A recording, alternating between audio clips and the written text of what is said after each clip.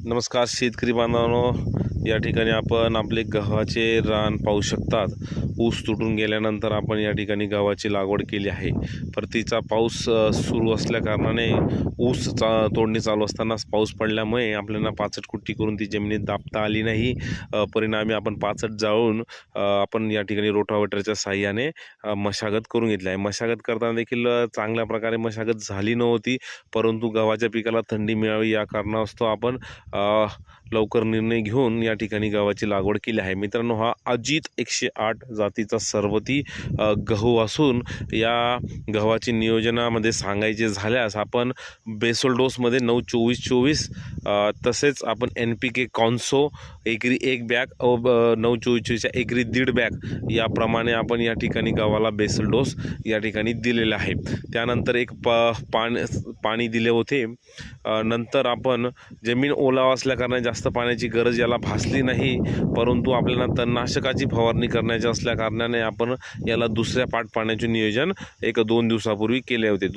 दुसऱ्या पाट पाण्याच्या नियोजनाच्या पहिले आपण एकरी 1 बॅग युरिया व 5 किलो झिंक याप्रमाणे जमिनीमध्ये चांगल्या प्रमाणे तड निर्माण झाल्यानंतर आपण फेकून घेतले आणि नंतरच आपण नंतरून पाट पाणी आपण दिलेले आहे।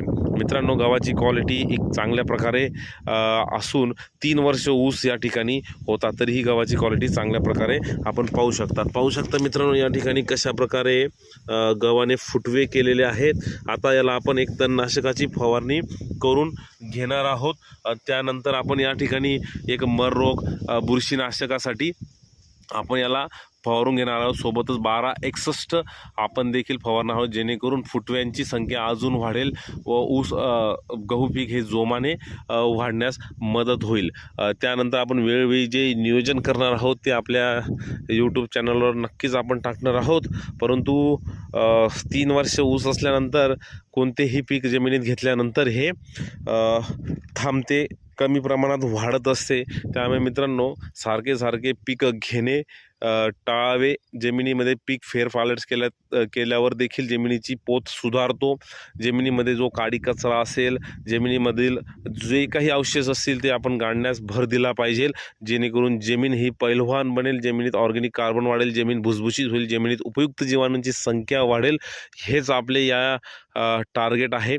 रासायनिक खतांचा वापर कमीत कमी करावा, जीवाणू खतांचा वापर जास्तीत जास्त करण्याचा आपण या ठिकाणी भर देणार आहोत। त्यामुळे आपण बेसल डोस सोबत NPK कॉन्सो आपण बॅक्टेरिया स्वरूपात याला दिलेला आहे।